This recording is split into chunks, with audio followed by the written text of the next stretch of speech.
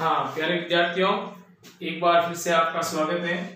आज अपन पढ़ेंगे क्लास 12 राजनीतिक विज्ञान, जिसमें अपन पढ़ रहे थे धर्म के बारे में। तो धर्म के बारे में अपन ने पिछले वीडियो में पढ़ा था प्राचीन भारतीय सनातन संस्कृति में धर्म की संकल्पना के बारे में, अहिंसा के बारे में पढ़ा था। आज अपन पढ़ते हैं प्राचीन ईसाई धर्म की संकल्पना पढ़ेंगे। इसमें देखो, ईसाई धर्म की जो उत्पत्ति है आज से लगभग 2020 वर्ष पहले ईसा मसीह ने की थी। यानी ईसाई धर्म के प्रवर्तक कौन थे? ईसा मसीह। लगभग 2020 वर्ष पहले की थी।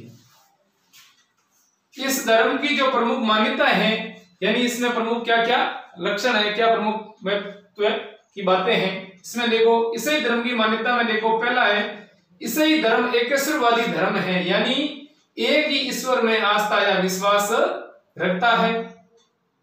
दूसरा, ईसाई धर्म अहिंसा पर बल देता है, यानी अहिंसा के सिद्धांत को अपनाता है, उस पर बल देता है। यानी मन, वचन और कर्म से हिंसा को स्वीकार नहीं किया जाता है, कष्ट को स्वीकार नहीं किया जाता है। तीसरी इसकी मान्यता है ईसाई धर्म विश्व की जनसंख्या की दृष्टि से सर्वाधिक अनुयायियों वाला धर्म है, यानी विश्व की जनसंख्या की तुलना करें तो इस धर्म वाले लोग हैं वो सबसे ज्यादा इस धर्म को मानने वाले हैं। चौथा लक्षण देखो इसमें, ईसाई धर्म में हिंदू धर्म की तरह बहुत से संप्रदाय या समुदाय है, जैसे कैथोलिक है, प्रोटेस्टेंट है, ऑर्थोडॉक्स है, मोरोनी है, एवं जिलक आदि। ये इसके समुदाय है, किसके? ईसाई धर्म के। और ईसाई धर्म और राजनीति दोनों की सत्ता को स्वीकार किया गया। धर्म और राजनीति दोनों की सत्ता को स्वीकार किया गया। धर्म यानी जैसे चर्च और राजनीति में जैसे राज्य, चर्च और राज्य दोनों के महत्व को समान महत्व दिया गया है। तो ये तो थी इसकी प्रमुख मान्यता है इसकी ईसाई धर्म की, यानी ये एकेश्वरवादी धर्म है, अहिंसा पर बल देता है और विश्व की जनसंख्या की दृष्टि से सर्वाधिक मानने वाले लोग इस धर्म के हैं। और ये हिंदू धर्म की तरह अनेक संप्रदाय में बंटा हुआ है, जिसमें संप्रदाय प्रमुख कैथोलिक, प्रोटेस्टेंट, ऑर्थोडॉक्स, मोरोनी एवं जिलक इत्यादि इसके संप्रदाय हैं। और ये धर्म और राजनीति दोनों की सत्ता को स्वीकार करते हैं, जैसे चर्च और राज्य की। अगला अपन पढ़ते हैं इस्लाम धर्म में संकल्पना, यानी इस्लाम में धर्म की क्या संकल्पना है उसके बारे में पढ़ेंगे। तो सबसे पहले इस्लाम धर्म के प्रादुर्भाव, इसके प्रवर्तक कौन है उनके बारे में पढ़ेंगे। इस्लाम धर्म का प्रादुर्भाव 622 ईस्वी में मोहम्मद पैगंबर ने मक्का मदीना में किया था, या मक्का मदीना में हुआ था। इस धर्म की उत्पत्ति कब? 622 ईस्वी में मोहम्मद पैगंबर साहब इनके प्रवर्तक माने जाते हैं, मक्का मदीना में हुआ था। और मोहम्मद पैगंबर ने इस धर्म की जो शुरुआत की थी ना, सिर्फ 2 अनुयायियों के साथ में की थी। और आज विश्व में सबसे नवीनतम धर्मों में से ये एक माना जाता है और विश्व में सबसे ज्यादा इस धर्म के अनुयायी है। ये इस्लाम धर्म आज दुनिया में इतनी तीव्र गति, तेज गति से फैल रहा है, दुनिया के ज्यादातर यानी पूर्व से पश्चिम तक की बात करें तो हर जगह इसका विस्तार हो रहा है। इसके जो अनुयायी है वो दिनों दिन विस्तार से बढ़ रहे हैं। इसमें देखो, इस्लाम धर्म का प्रादुर्भाव 622 ईस्वी में मोहम्मद पैगंबर ने मक्का मदीना में किया था। और मोहम्मद पैगंबर ने अपने 2 अनुयायियों के साथ में इस धर्म की नींव रखी थी। इस्लाम की उत्पत्ति से लेकर के अब तक इस्लाम धर्म के अनुयायियों की संख्या में लगातार वृद्धि हो रही है। यानी उत्पत्ति के समय, जिस समय नींव रखी उस समय कितने अनुयायी थे? 2 अनुयायी थे।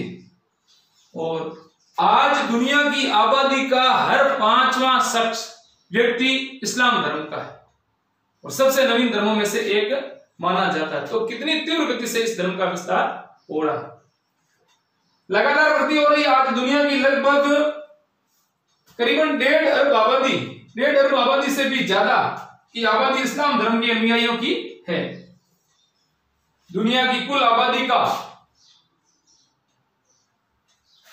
हर 5वां व्यक्ति इस्लाम धर्म का है। इस्लाम धर्म दुनिया के नवीनतम धर्मों में से एक है, यानी इसकी उत्पत्ति सबसे बाकी धर्मों के बाद में हुई थी, इसलिए इसको नवीनतम धर्मों में से भी माना जाता है।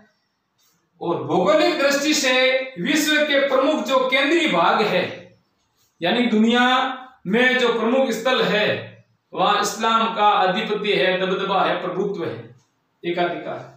भौगोलिक दृष्टि से विश्व के केंद्रीय भाग पर इस्लाम का आधिपत्य या प्रभुत्व है। पूर्व से पश्चिम तक ये जाल की तरह फैला हुआ है। और इस्लाम के जो प्रमुख केंद्र है, जिसमें बगदाद, काहिरा, कोर्डोबा, दमिश्क और समरकंद, ये प्रमुख केंद्र है इसके।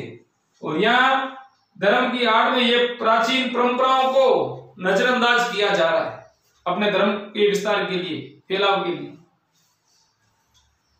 और दुनिया के प्रमुख इस्लामिक राष्ट्रों की अपन बात करें तो जिसमें Bharat, Pakistan, Bangladesh, Afghanistan, Iran, Iraq, Saudi Arab, Indonesia, पश्चिमी एशिया और उत्तर पूर्वी अफ्रीका के देशों में इस्लाम का विस्तार या इस्लाम फैला हुआ है।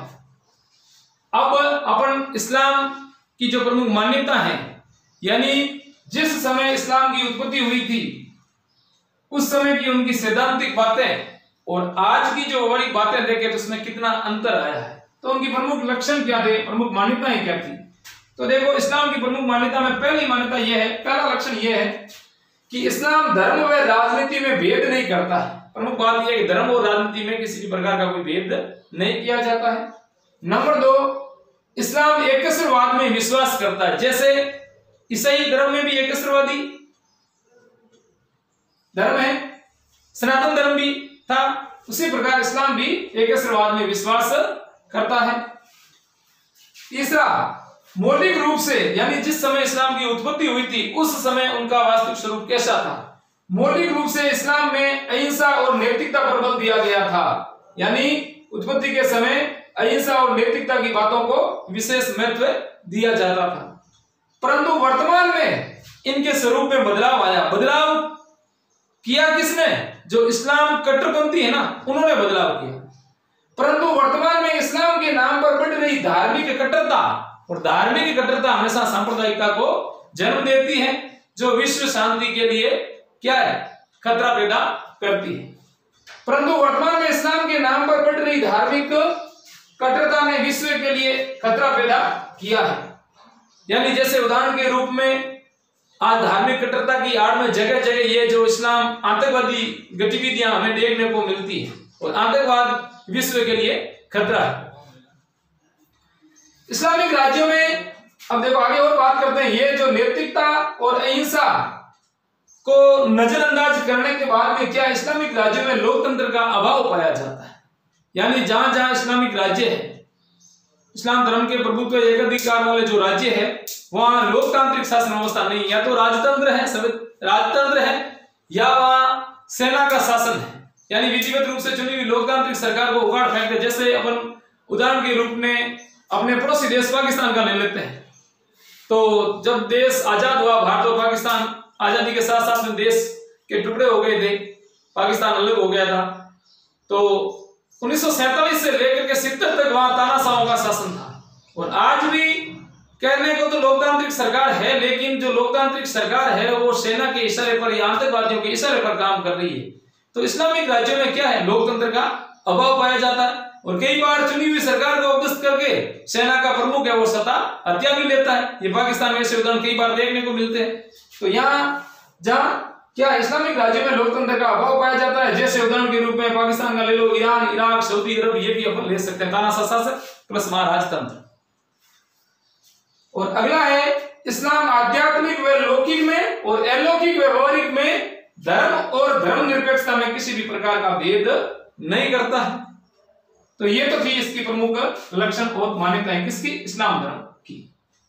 अब इस प्रकार अपना ये यूनिट फर्स्ट का धर्म वाला चैप्टर होता है संपूर्ण, और आगे अपन पढ़ेंगे इसी यूनिट में अगला नेक्स्ट और लास्ट इस यूनिट का चैप्टर अपना स्वतंत्रता समानता, नेक्स्ट वीडियो में। धन्यवाद।